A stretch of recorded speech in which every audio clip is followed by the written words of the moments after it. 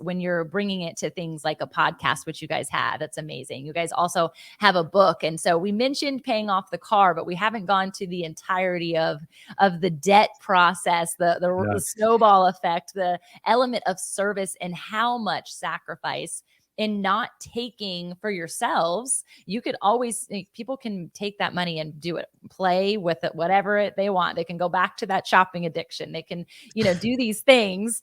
I want to know, like, where did it come or unlocked for you guys to say, we're going to actually go beyond the 10%. We're going to go to, I'm 31 years old. And I love this part of your story. Yeah. So it's, I'm 31 years old and we had paid off our credit cards at that point, gotten all those paid off. Hallelujah. That was awesome. We had paid off both of our car loans at that point, which was great.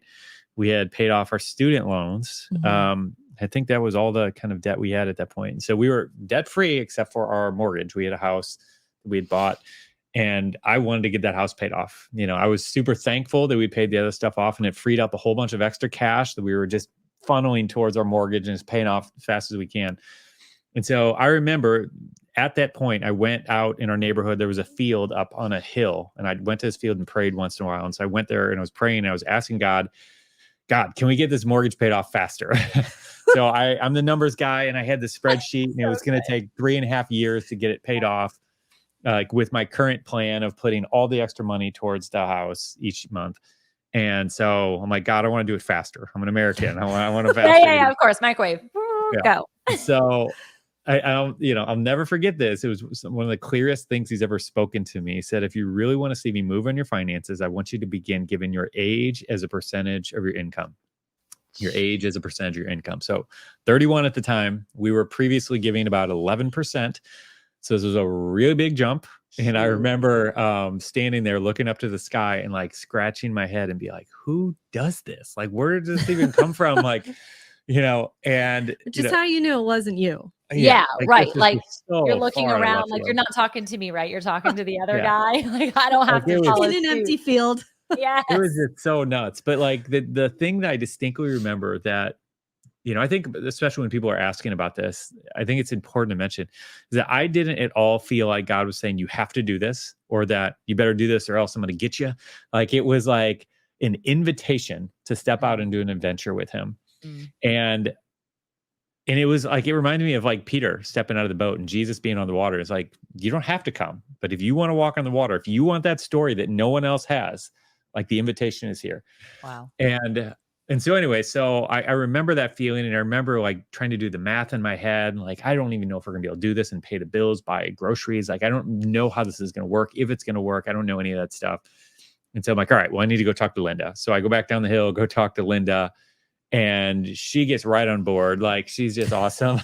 And that's awesome. And well, you can go ahead. Yeah. I mean, there's a reason why I was able to get on board because first of all, like, my advantage, see, this is what's so exciting about having different personalities into the marriage, where this is the spreadsheet guy.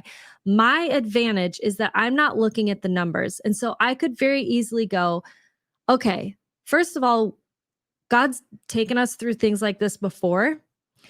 And if he's asking us to do this now, there's something really cool on the other side because we've already done this. Right. So like, let's trust him, like go look at the numbers, go do the whole thing, but let's like do what we can to get there. Like if we can't make it 31% this month, then let's make it 20. Let's do something as a step of faith to say, we want to get there. Help us get there, Yeah. So good. Well, and I think about the capability, differentiation in where you were, tearful in a broken down car with $7 to your name, in juxtaposition to now you had your cars paid off. So at least you knew there was this like element of cushion, this element of trust. And I think whenever God has like sharpened me or called me higher, because I've been in relationship with him and I've seen his blessing and I've seen his gifting in other areas, it's like, I'm going to take you higher, but you know that you're safe right here. And so even if you fall, I've got you right here.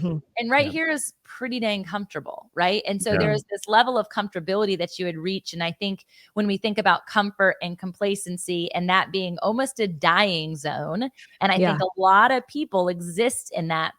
I pay the bills. I make just enough. like we're content. And that is actually an element of complacency because there's something more for you. Yep. And it's going to Yep. take you going a little higher, stepping out of the boat, all the analogies that you could think of biblically for God to reveal himself in that new layer that then becomes your new sense of normalcy. And he's going to call you higher. That's just literally what he does.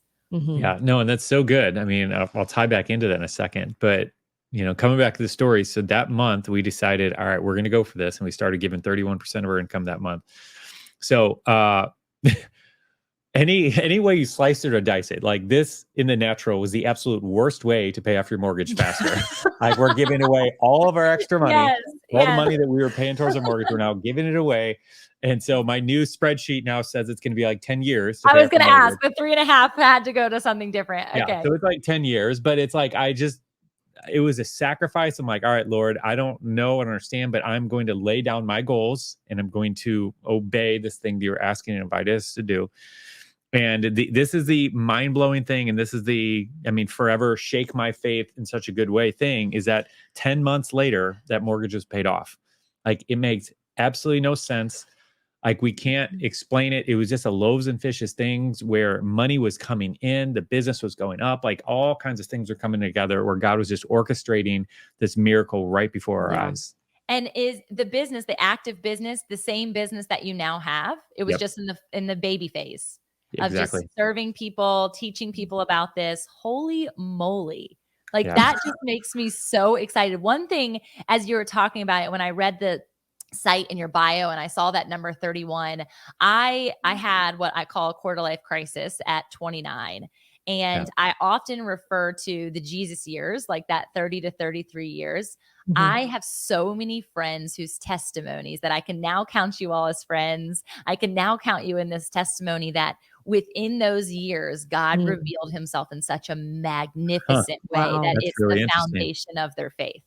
So I want you, as you're exploring with people and telling the story, like, what were you doing at 31? What were you doing at 32? How is God revealing himself to you? Because it's been paramount in my faith and so many others. I've never heard that before. That's really interesting. Yeah. I love that. I should write a book about it. Cause honestly, I could literally, I'm thinking of all my friends right now that I can't wait to share this podcast with.